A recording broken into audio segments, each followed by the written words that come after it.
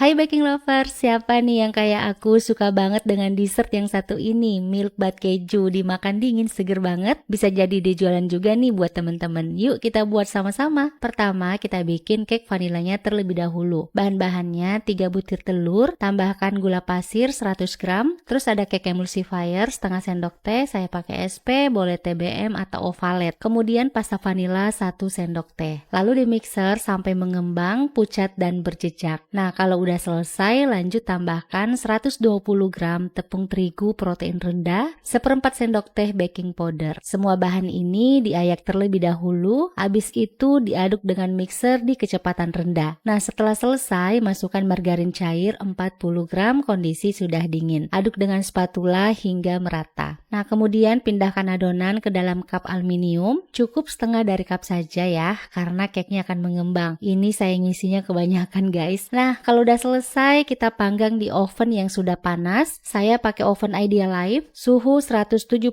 derajat, api atas bawah sekitar 30 menit, atau bisa disesuaikan dengan oven masing-masing. Terus ini dia hasilnya setelah agak dingin. Kelihatan cake-nya penuh banget di dalam cup, jadi ini akan saya potong sebagian. Nah, setelah selesai, dimasukin kembali ke dalam cup aluminium. Sekarang kita akan campur semua bahan susu. Susu cair UHT dimix dengan susu evaporasi. Saya akan pindahin ke gelas yang lebih besar. Habis itu tambahkan kental manis 100 gram, lalu diaduk rata. Sekarang kita tuang susu di atas cake masing-masing sebanyak 50 ml. Nah, untuk sisa potongan cake yang tadi itu tetap terpakai ya guys. Nah, dalam satu resep ini total jadinya 10 cup. Nah, setelah selesai lanjut kita bikin krim. 100 gram whipping cream bubuk, tambahkan 200 ml air es. Di mixer hingga mengembang. Nah, kalau udah selesai tambahkan keju oles 70 gram. Lalu diaduk rata kembali menggunakan mixer. Habis itu pindahkan krim ke dalam plastik segitiga. Kemudian semprotkan di atas cake seperti di video. Nah, kalau udah selesai tinggal diberi topping keju cheddar yang diparut. Nah, ini gimana? Gampang kan bikinnya? Sajikan dalam keadaan dingin. Seriusan ini sih enak banget guys. Kalian harus cobain. Terima kasih sudah menonton video ini. Semoga bermanfaat buat kalian. Sampai ketemu lagi di video berikutnya.